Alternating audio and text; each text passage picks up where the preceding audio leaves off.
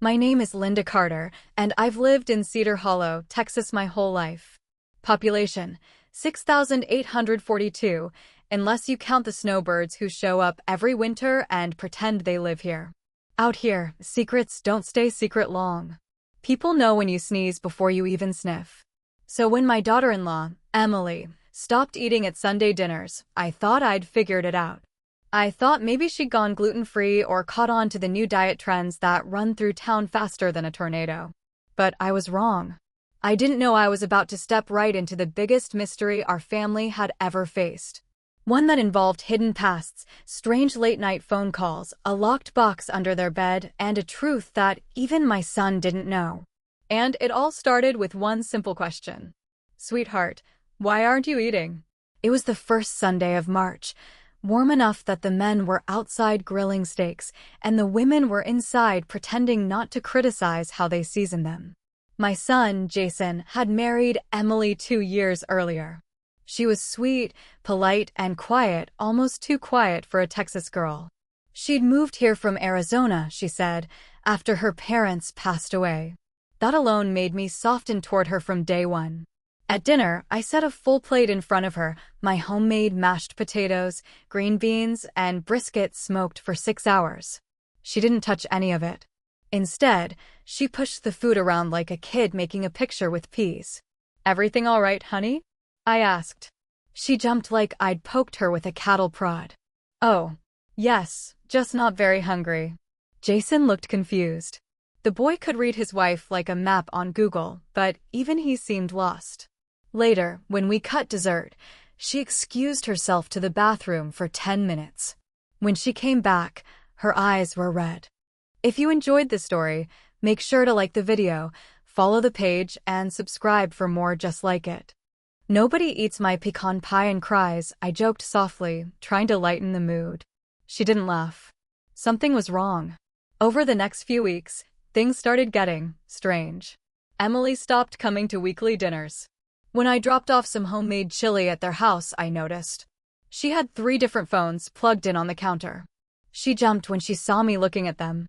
She kept glancing out the front window like she expected someone to show up. And whenever she wasn't looking, Jason was watching her with this worry. The kind of worry you can't fake. I knew I had to ask, eventually. But I waited. I didn't want to pry. After all, Cedar Hollow has rules. We mind our business until the business tries to mind us. But the day everything cracked open was a day I'll never forget. It was a Wednesday evening, warm, the sky glowing orange. I'd stopped by their house with groceries, Texan habit. We feed people when we don't know what else to do. Emily was sitting alone at the kitchen table. The lights were off, except one lamp. Her hands were shaking around a cup of tea. She looked tiny, frightened, wrapped in a blanket even though it was 78 degrees. I placed the groceries down and noticed she hadn't eaten a bite of the plate of spaghetti Jason had left for her. I couldn't hold it in anymore. I sat across from her. "Emily," I said gently, "why aren't you eating?" Her head snapped up. Her voice trembled. "Because I'm 4 months pregnant." I froze. My heart did this strange flip, joy and fear fighting each other all at once. But her face wasn't joyful. She looked terrified. Before I could speak, she whispered, "Please don't tell Jason yet." I blinked. "What? Why wouldn't you tell your own husband?" She swallowed hard. "Because I don't know if it's safe." "Safe?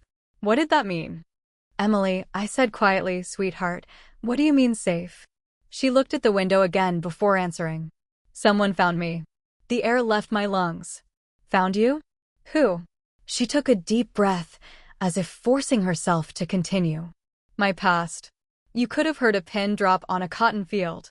She reached down, pulled a small key from her pocket, and handed it to me. "You should see what's in the box under our bed." Now, I wasn't raised to snoop in people's bedrooms. But pregnancy? Fear? Talk about danger? There are moments when a mother-in-law becomes just a mother. This was one of them. Jason wasn't home. So we walked to the bedroom together. Emily lifted the mattress and pulled out a small black lockbox. Hands shaking, I used the key. Inside were a folded Arizona birth certificate, a driver's license under a different name, a police report, ultrasound photos, and a letter.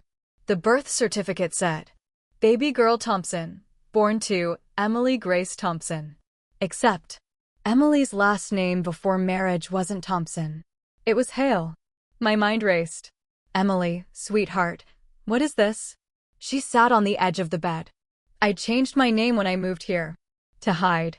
Hide from who? I asked again. She met my eyes. From the baby's father. My stomach dropped. Jason isn't. No, she said quickly. The baby I'm carrying is Jason's. I swear. Then why all this? She held her breath for a long moment. Then, because the man I was with before Jason, he wasn't who he said he was. I was 19, she began. My parents had just died in a car accident. I was alone and grieving. And he showed up at the perfect time. She spoke slowly, voice trembling. He said his name was Lucas. Said he was a traveling photographer. He was charming, sweet, said all the right things. I fell for him fast. She closed her eyes. But one day, I walked into his studio and found his camera full of photos of me. Hundreds of them. Taken without me knowing. A chill crawled up my spine. I confronted him. He laughed. He said he'd been watching me for months. That he knew everything, my parents' accident, my school schedules, my bank account. Good Lord. I left that night. Filed a police report. They said they'd keep an eye out. She shook her head. But he always found me. Emily, why didn't you tell us? I wanted to start over. Arizona was too close. So I changed my last name, moved to Texas, met Jason, and it felt safe. Until now. She nodded. I got a message last week from a number I don't recognize. She unlocked one of the 3 phones. A message popped up. Found you, Em. Congratulations on the baby. My blood turned to ice. So why not eat? Why act sick? I asked gently. Tears pooled in her eyes. Because I was afraid he might hurt the baby. Or Jason. Or your family. I didn't want anyone getting dragged into this. Baby, I whispered, your family. We protect family. She wiped her cheeks. I also didn't want to tell Jason because he'd blame himself for not protecting me. I squeezed her hand. That boy would tear down mountains for you. You know that. I know, she said softly. That's why I was scared. We heard the front door open. Jason's voice echoed through the house. Em? Mom? Everything okay? Emily's eyes widened. She wasn't ready. But this secret wasn't staying secret another second. Jason. I called out. Come here. Please. He walked in and saw the box. His face went pale. What is this? Emily burst into tears. Jason. I'm pregnant. He froze. Then he blinked rapidly as tears filled his own eyes. You're what? We're having a baby, she said softly. For months. He dropped to his knees, wrapped his arms around her, buried his face in her stomach, laughing and crying at once. But when he looked up at the documents, his joy turned to fear. And what's going on? She told him everything. Every detail. The man.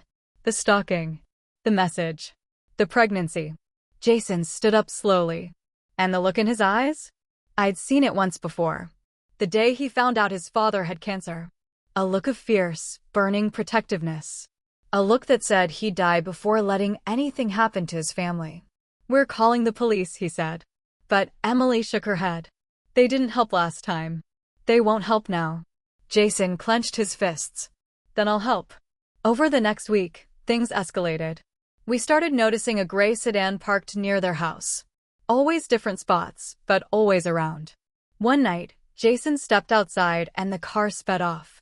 Emily began waking up at 3 a.m. from nightmares. She stopped leaving the house completely. Jason installed cameras, deadbolts, motion lights, even a fence. But the fear kept growing. I slept on their couch 3 nights in a row just to be close.